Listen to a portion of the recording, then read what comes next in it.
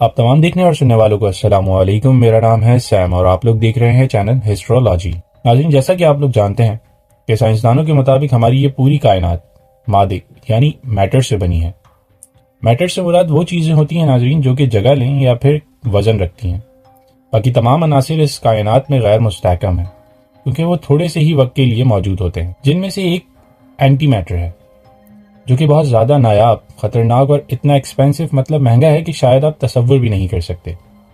آج کی اس ویڈیو میں ہم آپ کو اس اینٹی میٹر کے بارے میں چند حقائق بتائیں گے جو کہ امید کرتا ہوں کہ آپ لوگوں کو بہت دلچسپ اور حیرت انگیز لگیں گے۔ مگر ویڈیو کو آگے بڑھانے سے پہلے ہمارے چینل کو سبسکرائب کرنا، بیل آئیکن کو دبانا اور ویڈیو کو لائک کرنا مت بھولیے گا۔ ناظرین، سائنسدانوں کے مطابق اینٹی میٹر ایک بالکل حقیقی چیز ہے، مگر یہ اتنا نایاب ہے کہ آج کی اس ماڈرن ٹیکنالوجی کے باوجود ہم انسانوں کو اس پوری کائنات میں جہاں تک آج ہم انسانوں کی رسائی ہے یہ کہیں بھی نہیں دریافت ہو سکا ہے۔ اب آپ لوگ اس بات سے حیران ہو رہے ہوں گے کہ جب یہ اینٹی میٹر پوری کائنات میں کہیں بھی دریافت نہیں ہو سکا تو سائنسی طور پر اس کو حقیقی کیسے مان لیا گیا۔ اس بات کو آگے بڑھانے سے پہلے ہم تھوڑا اینٹی میٹر کو سمجھ لیتے ہیں کہ آخر یہ ہے کیا چیز۔ تو ناظرین، یہ کچھ اور نہیں بلکہ میٹر کا ہی ایک منفی سیل ہے۔ میٹر وہ ہے ناظرین جس سے ہماری کائنات کی تمام چیزیں تخلیق ہوئی ہیں، اور میٹر بھی چھوٹے چھوٹے ایٹم سے مل کر بنتا ہے۔ کسی بھی چیز کے سب سے چھوٹے حصے کو ایٹم کہتے ہیں، اور یہ ایٹم بھی سب ایٹامک پارٹیکل سے مل کر بنا ہوتا ہے جو کہ الیکٹران، پروٹون اور نیوٹران کہلاتے ہیں۔ اس کا سمپل سا مطلب یہی ہے ناظرین کہ ہماری دنیا کی تمام چیزیں انہی 3 سب ایٹامک پارٹیکل سے مل کر وجود میں آئی ہیں۔ میٹر میں ریوالو ہونے والے یہ 3 پارٹیکلز کا چارج کچھ ایسے ہوتا ہے: الیکٹران نیگیٹو، پروٹون پازیٹیو اور نیوٹران بالکل نیوٹرل۔ اسی طرح سے اینٹی میٹر کے سب ایٹامک پارٹیکلز کا چارج بالکل اس کی اپوزٹ ہوتا ہے، مطلب اس کے سینٹر میں ریوالو ہونے والے پارٹیکلز کا چارج نیگیٹو ہوتا ہے اور سراؤنڈ میں پارٹیکلز کا چارج پازیٹیو ہوتا ہے۔ امید کرتا ہوں کہ آپ کو میٹر اور اینٹی میٹر کے بیچ کا فرق سمجھ میں آ گیا ہوگا۔ اب ہم اپنے اس سوال پر چلتے ہیں کہ جب سائنسدانوں کو یہ اینٹی میٹر کائنات میں کسی بھی جگہ دریافت نہیں ہو سکا تو آخر کیسے وہ اس بارے میں اتنا سب کچھ جان سکے ہیں۔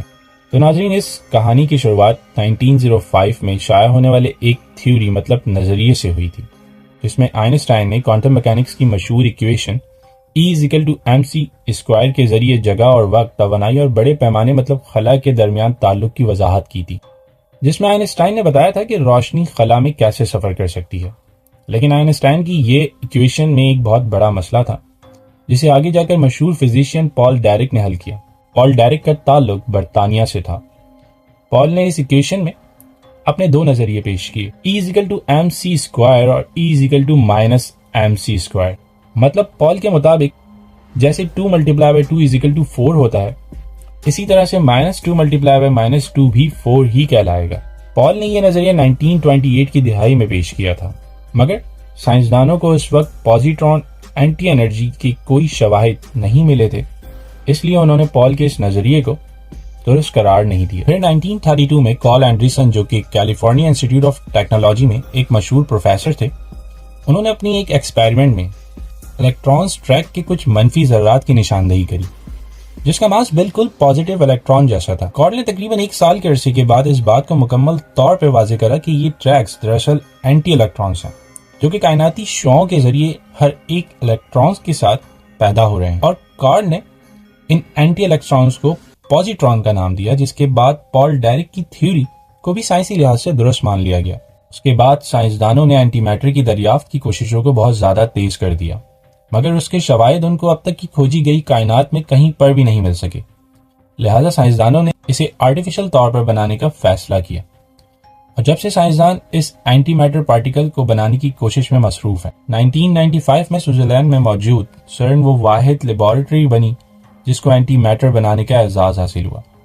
یہ اب تک کی سب سے زیادہ جدید ترین لیبارٹری ہے ناظرین، جو کہ زیر زمین 27 کلومیٹر کے احاطے پر موجود ہے۔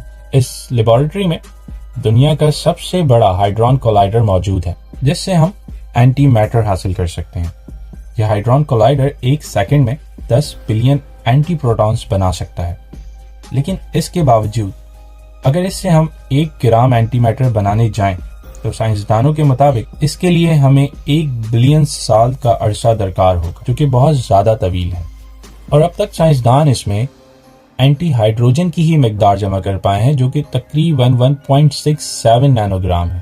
سائنسی اعتبار سے ناظرین، قدرتی قوانین کے مطابق ہر چیز کو کسی دوسری چیز کے ساتھ جوڑا گیا ہے۔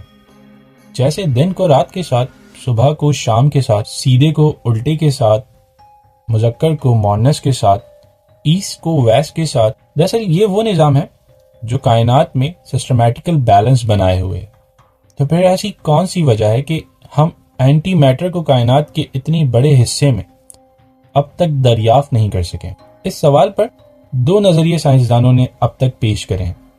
پہلا یہ کہ شاید بگ بینگ کے وقت جب یہ پوری کائنات وجود میں آئی تو اس وقت اینٹی میٹر اور میٹر 2 الگ الگ جگہوں پر ہو گئے، اور جس کائنات میں آج ہم موجود ہیں یہ پوری میٹر سے بنی ہوئی ہے، اور شاید اینٹی میٹر سے بنی دوسری کائنات کہیں اور موجود ہو سکتی ہے، اور ان دونوں کا آپس میں ملنا بالکل ناممکن ہے، کیونکہ اگر اینٹی میٹر اور میٹر آپس میں مل جائیں تو وہ بلاسٹ ہو جاتے ہیں، اور اس کے نتیجے میں 100% انرجی پروڈیوس ہوتی ہے۔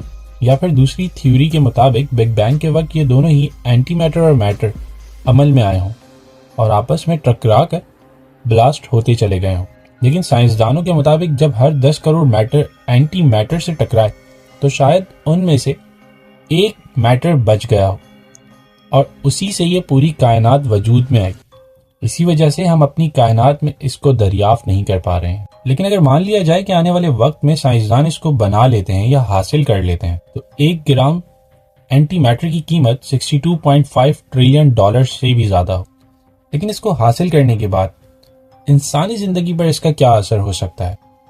اگر صحیح نظریے سے دیکھیں تو ہم اس کو ایک فیول کے طور پر استعمال کر سکتے ہیں، اور اس اینٹی میٹر سے پیدا ہونے والی توانائی اتنی ہوگی ناظرین کہ اس سے چلنے والے راکٹ کی رفتار 72 ملین مائلز پر آور کی ہوگی، جس کے ذریعے ہم بآسانی خلا میں ٹریول کر سکتے ہیں اور خلا میں چھپے ان پوشیدہ رازوں کو جان سکتے ہیں جن سے شاید آج ہم واقف نہیں، اور اس کے استعمال کر کے ہم نیوکلیر اور ہائیڈروجن بام جیسے بڑے حملوں سے اپنے آپ کو ڈیفینس کر سکتے ہیں۔ لیکن اگر اس کو کسی شیطانی حرکات کے لیے استعمال کیا گیا تو اس کا نتیجہ اتنا خطرناک ہوگا کہ آپ سوچ بھی نہیں سکتے۔ مثلاً اگر آپ 1 گرام اینٹی میٹر کو 1 گرام میٹر کے ساتھ ملا دیں تو اس سے نکلنے والی انرجی ہیروشیما میں ہونے والے دھماکے سے کئی زیادہ ہوگی، کیونکہ ایک نیوکلیر بام اپنے وزن کی تقریباً 10 سے 15% ہی توانائی کو خارج کرتا ہے۔ لیکن جب اینٹی میٹر کسی میٹر سے ٹکراتا ہے تو یہ واحد ایسا پارٹیکل ہے جو کہ 100% توانائی خارج کرتا ہے۔ سائنسدانوں کے مطابق اس اینٹی میٹر کے نینو گرام حصے کو اگر بلٹ میں استعمال کیا جائے تو وہ پوری بلڈنگ کو تباہ کر سکتا ہے۔ آج کل کی صورتحال کے پیش نظر میں بس اتنا کہوں گا کہ اگر ہم انسانوں نے اس کو حاصل کر لیا تو شاید ہم اس کو فوائد سے زیادہ شیطانی کاموں میں ہی استعمال کریں گے، ویسے ہی جیسے آج سے پہلے ہم کرتے آئے ہیں۔ لیکن ہمیں اس بات کو ہمیشہ یاد رکھنا ہوگا کہ اس کا ایک چھوٹا سا حصہ پوری دنیا کو تباہ کرنے کی ساخت رکھتا ہے۔ امید کرتا ہوں ہماری آج کی یہ ویڈیو آپ لوگوں کو ضرور پسند آئی ہوگی۔ اسی کے ساتھ آپ تمام دوستوں سے اجازت چاہوں گا، اپنا خیال رکھیے گا۔ اللہ حافظ۔